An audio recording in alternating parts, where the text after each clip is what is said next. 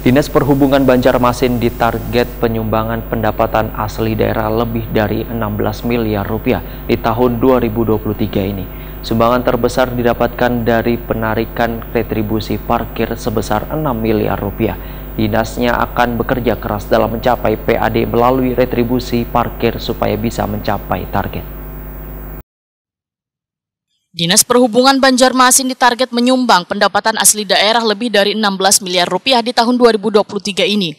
Sumbangan terbesar didapat dari penarikan retribusi parkir sebesar 6 miliar rupiah. Kepala Dinas Perhubungan Banjarmasin Slamet Bekjowai Tokoni Prima TV Baisukan Kamis 16 Maret 2023 memadahkan dinasnya akan bekerja keras dalam mencapai PAD melalui retribusi parkir supaya bisa mencapai target. Sehingga sosialisasi pertemuan bersama seluruh pengelola maupun juru parkir di Banjarmasin dilakukan untuk membahas kenaikan setoran yang telah ditetapkan sekitar 20% sampai 70%. Penerapan kenaikan penarikan setoran retribusi parkir ini menurut Slamet Bekjo berlaku pada seluruh juru parkir resmi di Banjarmasin. Untuk penyumbang setoran retribusi parkir terbesar adalah Pasar Sentra Antasari yang memiliki sekitar 30 titik juru parkir, Wan Pasar Sudi Mampir, Banjarmasin sekitar 14 titik. Rata-rata kenaikan penarikan setorannya sekitar 25%, Wan telah disetujui bersama pihak pengelola parkir.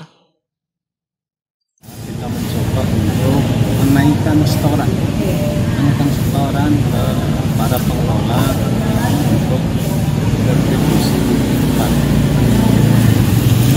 Kemarin karena ring yang dari hasil kajian kurang lebih 20-70% kenaikan, tapi tidak diperkirakan sesuai dengan kemampuan, tapi ringnya itu 20-70%.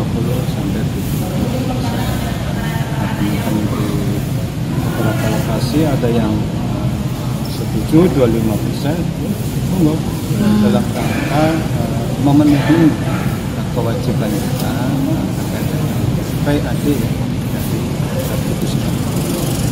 Lokasi mana aja Pak yang terbesar lah penyumbangnya Pak?